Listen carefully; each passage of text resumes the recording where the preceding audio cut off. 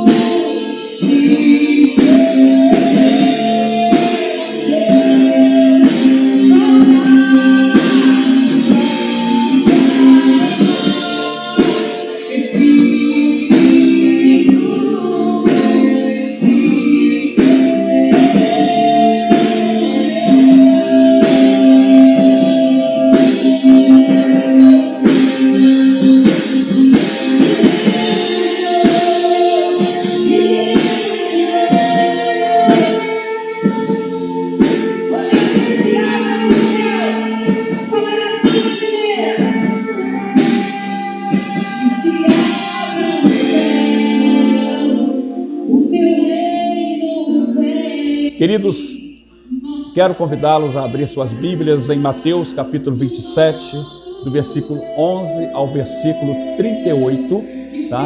Queria que você estivesse nos acompanhando, que é o texto base para a nossa meditação nesse dia. E o tema da mensagem é: que farei então de Jesus que se chama Cristo? Queridos, se eu perguntasse a um grupo de pessoas qual é a grande questão dos nossos dias, eu presumo que obteria uma grande variedade de respostas. Alguns me diriam que a ecologia é a grande questão dos nossos dias, o que faremos a respeito da poluição no mundo. Alguns insistiriam que a inflação é a grande questão dos dias atuais. Como vamos enfrentar o aumento dos custos?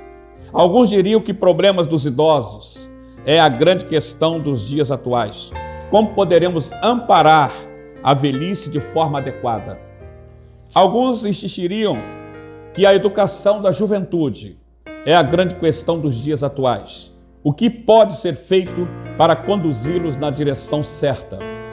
Alguns diriam que a questão política do nosso país, a corrupção, o que faríamos para resolvermos? Poderíamos dar mais e mais exemplos.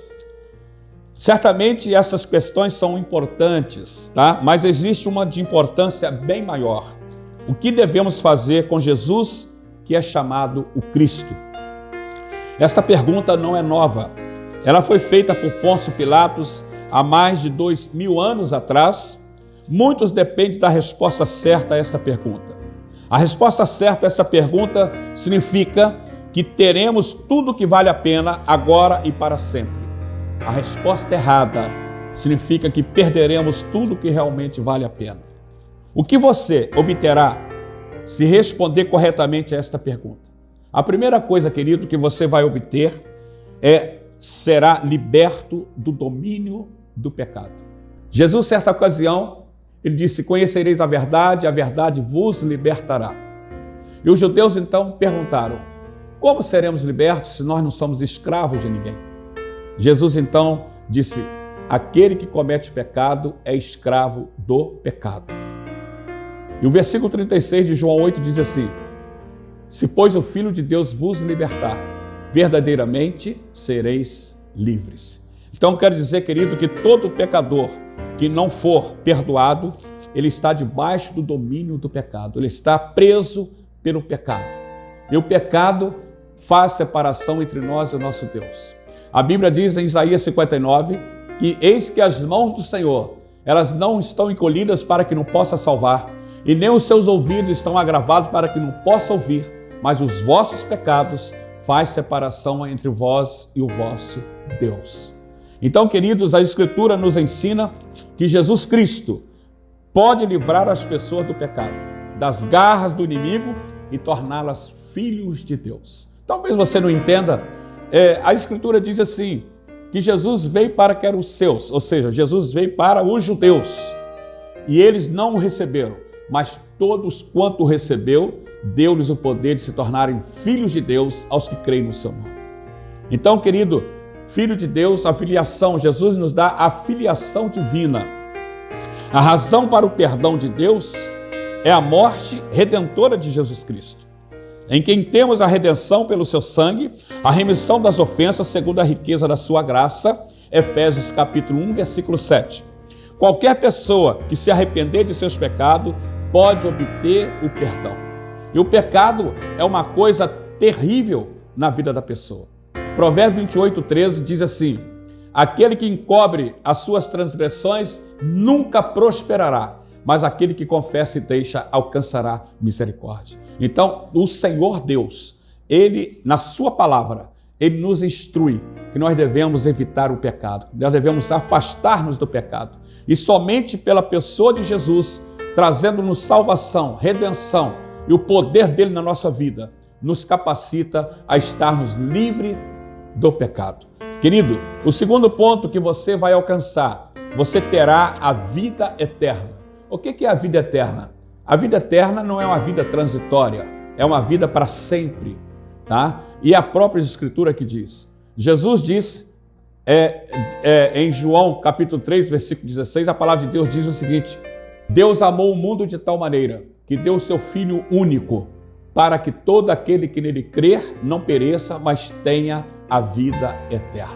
Eu quero lhe dizer, querido, que há algumas correntes ideológicas que pensam que após a morte haverá chance para você entrar nos céus. Mas a palavra de Deus diz em Hebreus 9, 27 e 28, e como ao homem está ordenado a morrer somente uma vez, vindo após o juízo, assim Cristo ofereceu-se uma única vez para tirar o pecado de muitos e virá pela segunda vez para aqueles que esperam para a vida eterna, para a salvação.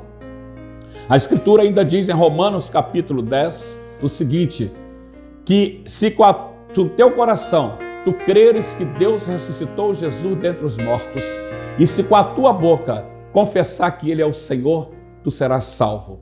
Então, meu amado, veja bem, você só tem um coração para crer enquanto você vive. Você só tem uma boca para confessar enquanto você está vivendo. Após a morte, tu não haverá mais coração para crer e nem boca para confessar. Então a Escritura diz que nós temos que tomar essa decisão quando temos vida física aqui neste mundo. Agora, o que é a vida eterna? Quais são as características da vida eterna? Vida eterna é vida do conhecimento mais elevado. E a vida eterna é esta, que te conheço a ti, o único Deus verdadeiro, e a Jesus Cristo, aquele que tu enviastes. João capítulo 17, versículo 3. Então veja bem que a vida eterna é de um conhecimento mais elevado.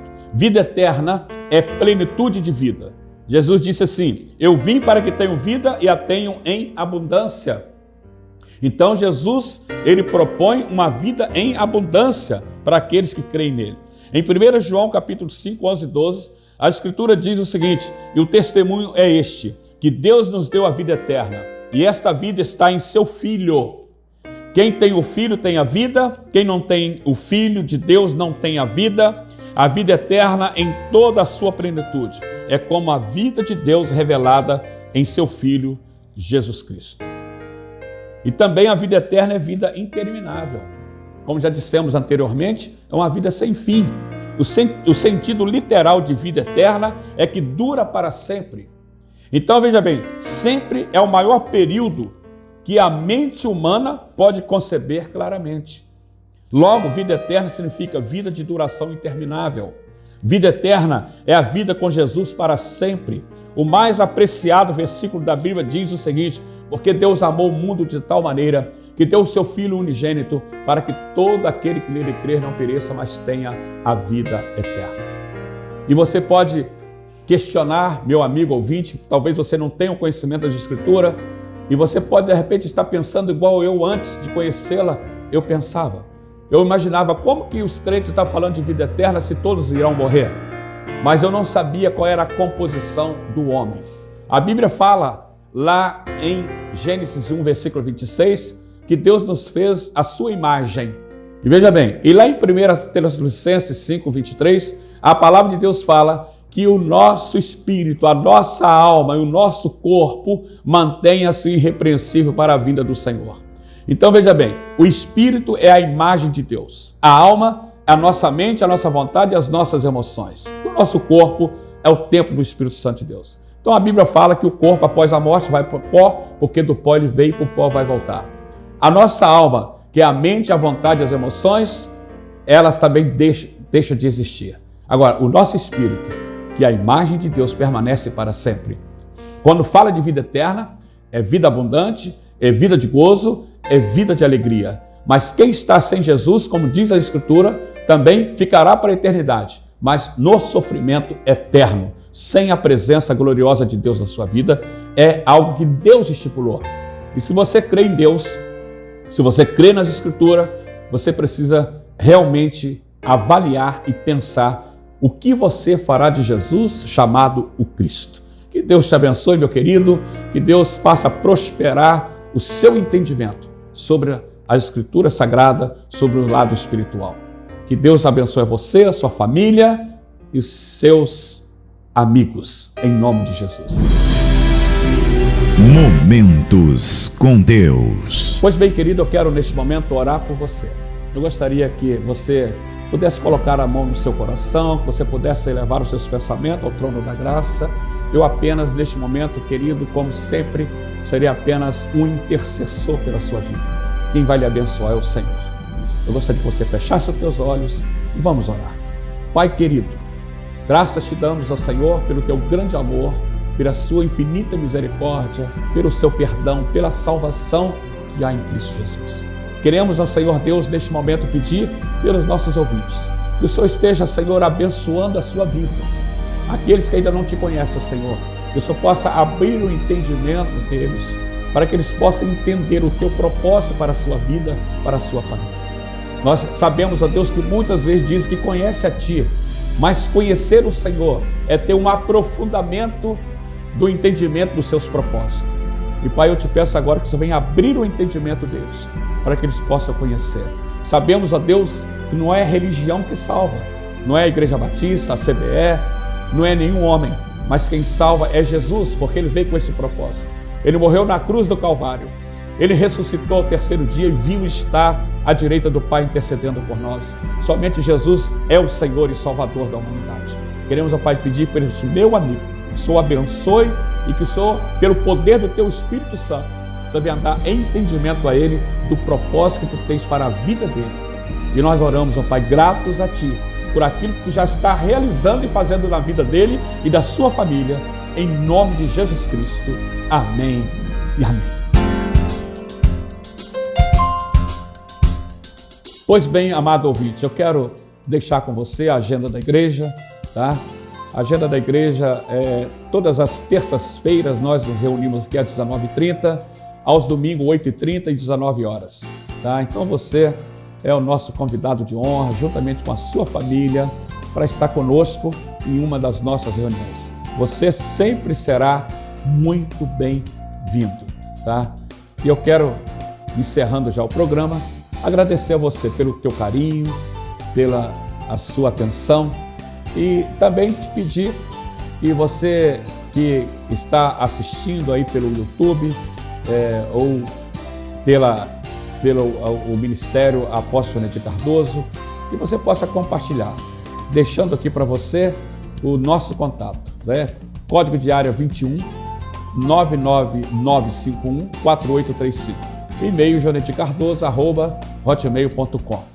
O site da igreja, comunidadebatistabnese.com.br. A página do Apóstolo Jonedir, Apóstolo Jonedir Cardoso, você vai encontrar no YouTube e também na página do Apóstolo Jonedir Cardoso.